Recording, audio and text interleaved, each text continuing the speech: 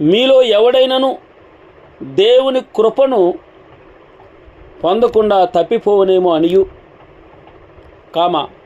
చేదైన వేరు ఏదైనా మొలిచి కలవరపరచుట వలన అనేకులు అపవిత్రులైపోదురేమో అనియు.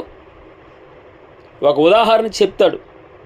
ఒక పూట కూటి కొరకు తన జ్యేష్ఠత్వపు హక్కును అమ్మివేసిన ఏసావు వంటి భ్రష్టుడైనను వ్యభిచారి అయినను ఉన్నేమో అని జాగ్రత్తగా చూచుకొనుడి. ఏసావు ఆ తరువాత ఆశీర్వాదము పొందగోరి కన్నీళ్ళు విడిచిచు దానికోసరము శ్రద్ధతో వెదికినను మారు మనసు పొందని అవకాశం దొరకక విసర్జింపబడినని మీ రేరెగుదురు. ఇక్కడ యోధా పత్రికలో పరిశుద్ధాత్మదేవుడు వ్రాయించి పెట్టాడు. ప్రియులారా, 3వ వచనం, ప్రియులారా, మనకందరికీ కలిగడు రక్షణను గూర్చి మీకు వ్రాయవలనని విశేష ఆసక్తి గలవాడినే ప్రయత్నపడుచుండగా పరిశుద్ధులకు ఒక్కసారి అప్పగింపబడిన బోధ నిమిత్తం, అనగా యేసు బోధది, యేసు మాట, ఆ వాక్య ప్రకారం, ఆ లేఖనముల ప్రకారం మనం 16వ అధ్యాయము 13వ వచనంలో చూసాం. ఆయన వేరే బోధ మీకు చెప్పడు, వేరే మాటలు చెప్పడు. ఆయన నా వాటిలోవి తీసుకొని నేనేం బోధించానో అదే బోధను ఆయన స్థిరపరుస్తాడు.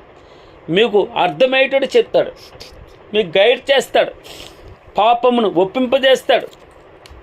పరిశుద్ధులకు ఒక్కసారి అప్పగింపబడిన బోధ నిమిత్తం మీరు పోరాడవలనని మిమ్మను వేడుకొనుచు మీకు వ్రాయవలసి వచ్చింది. ఏలయనగా కొందరు రహస్యంగా జొరబడి ఉన్నారు. వారు భక్తిహీనులై మన దేవుని కృపను ఒక పూట కూటు కోసం, దేనికోసం అమ్మా? ఒక పూట కూటు కోసం తన జ్యేష్ఠత్వపు హక్కును అమ్మివేసిన వ్యభిచారి ఎవడైనా మీలో ఉంటాడేమో చూసుకోండి అన్నాడు. ఏప్రిల్కి రాసిన పత్రిక 12వ. జాగ్రత్త పడండి. ఈ తుచ్చమైన దానికోసం అక్షయుడును అద్వితీయుడు అన్నాడు. అయ్యో, మన అద్వితీయనాథుడును ప్రభువైన యేసుక్రీస్తుని విసర్జించుచున్నారు. దేనికోసమట?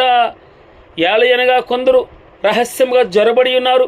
వారు భక్తిహీనులై మన దేవుని కృపను కామాతురత్వమునకు దుర్వినియోగపరచుచు శరీర కోరికలు తీర్చుకోవడానికి మన అద్వితీయనాథుడును ప్రభువైన యేసుక్రీస్తును విసర్జించుచున్నారు.